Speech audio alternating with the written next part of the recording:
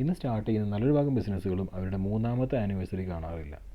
ഇതിൻ്റെ കാരണം സെയിലില്ലാത്തതോ അല്ലെങ്കിൽ പ്രോഫിറ്റ് ഇല്ലാത്തതോ ഒന്നുമല്ല, അവർക്ക് ഡേ ടു ഡേ എക്സ്പെൻസസിനുള്ള ക്യാഷ് തികയുന്നില്ല എന്നത് തന്നെയാണ്. ഇത് അവർ സെയിൽ ചെയ്യുമ്പോൾ ഒരു 30% അല്ലെങ്കിൽ 40% പ്രോഫിറ്റ് ഇട്ടായിരിക്കും സെയിൽ ചെയ്യുന്നത്. പക്ഷേ എന്നാലും നല്ല രീതിയിൽ സെയിൽ വരുന്നുണ്ടാവും. പക്ഷേ എന്നാലും മാസം അവസാനം വരുമ്പോൾ അവർക്ക് എക്സ്പെൻസ്, സാലറി കൊടുക്കാൻ അല്ലെങ്കിൽ റെൻറ്റ് കൊടുക്കാൻ, ഇലക്ട്രിസിറ്റി, അങ്ങനെയുള്ള നോർമൽ എക്സ്പെൻസസ്, വെഹിക്കിളിൻ്റെ EMI, അങ്ങനെയുള്ള എക്സ്പെൻസസിനൊന്നും ക്യാഷ് കയ്യിലില്ല. അപ്പം ഇത് എന്തുകൊണ്ടാണ് അങ്ങനെ വരുന്നത്? അത് പ്രോപ്പറായിട്ട് ക്യാഷ് മാനേജ് ചെയ്യാത്തത് കൊണ്ട് മാത്രമാണ് അങ്ങനെ വരുന്നത്. കാരണം പ്രോഫിറ്റ് ഉണ്ട് എന്ന് വെച്ചിട്ട് ഒരു ബിസിനസ്സിൽ ഒരുപാട് ക്യാഷ് ഉണ്ടായിക്കൊള്ളണമെന്നില്ല. പ്രോഫിറ്റും ക്യാഷും ടോട്ടലി ഡിഫറെൻ്റ് ആണ്. ഒരു ഉദാഹരണം നോക്കുകയാണെങ്കിൽ, നമ്മളിപ്പം ഒരു പ്രോഡക്റ്റ് ഒരു 70 രൂപയ്ക്ക് കിട്ടുന്ന പ്രോഡക്റ്റ് 100 രൂപയ്ക്ക് സെയിൽ ചെയ്യുന്നു. അങ്ങനെ നമ്മളൊരു മാസം കൊണ്ട് ഒരു 10 ലക്ഷം സെയിലുണ്ടാക്കി. അപ്പം നമ്മുടെ കണക്കിൽ 10 ലക്ഷം സെയിലുണ്ട്, അതിൽ 3 ലക്ഷം പ്രോഫിറ്റ് ഉണ്ട്, ബാക്കി 7 ലക്ഷം മെറ്റീരിയലിൻ്റെ കോസ്റ്റാണ് അല്ലെങ്കിൽ കോസ്റ്റാണ്. അപ്പോൾ നമ്മൾ മാസം അവസാനമാകുമ്പം 7 ലക്ഷം രൂപ നമ്മൾ എക്സ്പെൻസ് കൊടുത്തു കഴിഞ്ഞതിന് ശേഷം 3 ലക്ഷം കയ്യിലുണ്ടാവും എന്നാണല്ലോ നമ്മുടെ കണക്ക്. പക്ഷേ ഈ 10 ലക്ഷത്തിൽ 5 ലക്ഷം ക്രെഡിറ്റ് സെയിലാണെങ്കിലോ, നമ്മൾക്ക് കാശില്ല.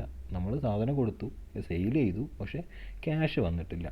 അപ്പം നമ്മുടെ കയ്യിൽ ഇപ്പോൾ ആകെ 5 ലക്ഷം മാത്രമേ ഉള്ളൂ. നമുക്ക് പ്രോഫിറ്റ് ഉണ്ട്, പക്ഷേ ക്യാഷ് വരുന്നില്ല.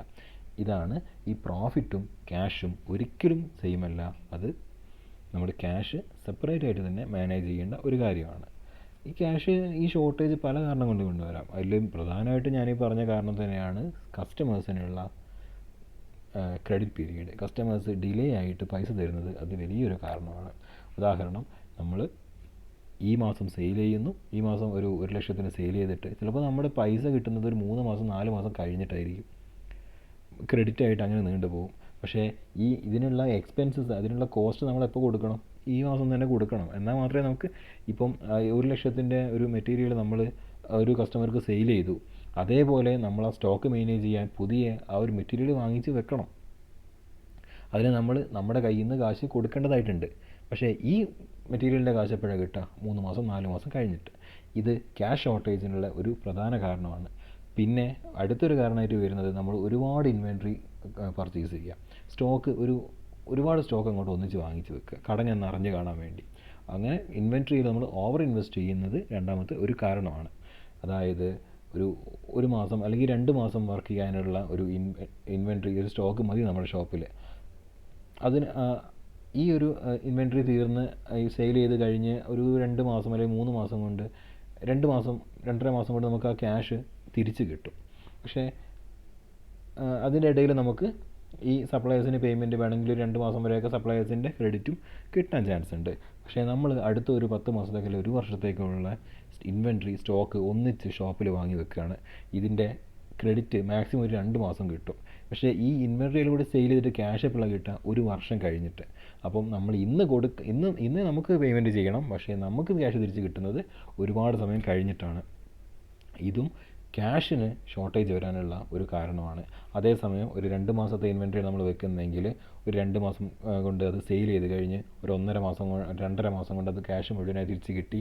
അതനുസരിച്ച് നമുക്ക് ഇൻവെൻട്രിയിൽ റീഇൻവെസ്റ്റ് ചെയ്തിട്ട് എല്ലാ മാസവും ഓരോ മാസത്തെ ഇൻവെൻട്രി വീതം റീഫില്ല് ചെയ്തിട്ട് അങ്ങനെ ക്യാഷ് റോൾ ചെയ്ത് പോകാൻ നമുക്ക് കഴിയും.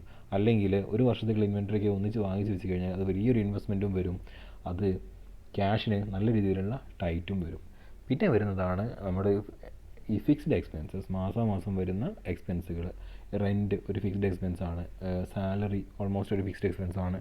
അങ്ങനെ നമ്മളിപ്പോൾ ഒരു പ്രോപ്പർട്ടി നമ്മൾ ഒരു റൂമിൽ ചെയ്യേണ്ട ഒരു ബിസിനസ്സാണ്, ഒരു സ്മോൾ റൂമിൽ ചെയ്യേണ്ട ബിസിനസ്സാണ്. നമ്മളൊരു 3-4 റൂമുകൾ ഇങ്ങോട്ട് വാടക എടുത്തു. എന്നിട്ട് അതിലൊന്നിൽ ഓഫീസ്, പിന്നെ ഒന്നിലൊരു കസ്റ്റമർ റിസപ്ഷൻ ഏരിയ, പിന്നെ ഒന്നിലൊരു മീറ്റിംഗ് ഏരിയ, പിന്നെ ഒരു മൂലയിലായിട്ട് ഷോപ്പും. അപ്പം ഈ വരുമാനം ഉണ്ടാക്കുന്ന ഷോപ്പ് മാത്രമാണ്. അതിൻ്റെ കൂടെ ഒരു ഓഫീസും വിസിറ്റേഴ്സ് ഏരിയ ഉണ്ടെന്ന് വെച്ചിട്ട് ബിസിനസ് കൂടാൻ പോകുന്നില്ല. അപ്പോൾ നമ്മൾ ബിസിനസ്സിന് യോജിക്കുന്നതല്ലാത്ത ഫിക്സ്ഡ് എക്സ്പെൻസുകൾ നമ്മൾ ഏറ്റെടുക്കുക മാസം. ഇതും ക്യാഷിൻ്റെ ഷോർട്ടേജ് വരാനുള്ള ഒരു കാരണമാണ്. കാരണം നമ്മൾ ഓരോ മാസം ഉണ്ടാക്കുന്ന സെയിലിൽ നല്ലൊരു ഭാഗവും ഈ ഫിക്സ്ഡ് എക്സ്പെൻസുകൾ കൊണ്ടുപോകും. ബാക്കി കാര്യങ്ങൾക്ക് ക്യാഷ് ഇല്ലാതെ വരുന്ന ഒരു സിറ്റുവേഷനും ഉണ്ടാവും. അപ്പോൾ ഇങ്ങനെ കാരണങ്ങളൊക്കെ ഉണ്ടെങ്കിൽ നമ്മൾ എന്തുകൊണ്ടാണ് ഇങ്ങനെ ഈ വല്ല കാരണങ്ങൾ കൊണ്ടുമാണോ നമ്മുടെ ക്യാഷിലെ ഇഷ്യൂ എന്ന് നമ്മൾ ഐഡൻറ്റിഫൈ ചെയ്യേണ്ടതുണ്ട് ആദ്യം. പിന്നെ കൃത്യമായിട്ട് ക്യാഷ് എവിടെ നിന്നൊക്കെ ക്യാഷ് വരുന്നുവെന്നും ഇവിടുന്ന് ഇതിനൊക്കെ ക്യാഷ് സ്പെൻഡ് ചെയ്യുന്നുവെന്നും കൃത്യമായിട്ട് നമ്മൾ മനസ്സിലാക്കിയിരിക്കണം. അതിനുവേണ്ടി ഓരോ മാസവും തുടക്കത്തിൽ നമുക്ക് കൃത്യമായിട്ട് ആർക്കൊക്കെ എന്തൊക്കെ ടോട്ടൽ ഫിഗർ കൊടുക്കാനുണ്ട് എന്ന് നമുക്ക് കൃത്യമായിട്ട് അറിഞ്ഞിരിക്കണം എന്ന്. പിന്നെ ഈ മാസം അതിലെന്തൊക്കെ നമ്മൾ പേ ചെയ്യണം എന്നത് നമ്മൾ മനസ്സിലാക്കിയിരിക്കണം.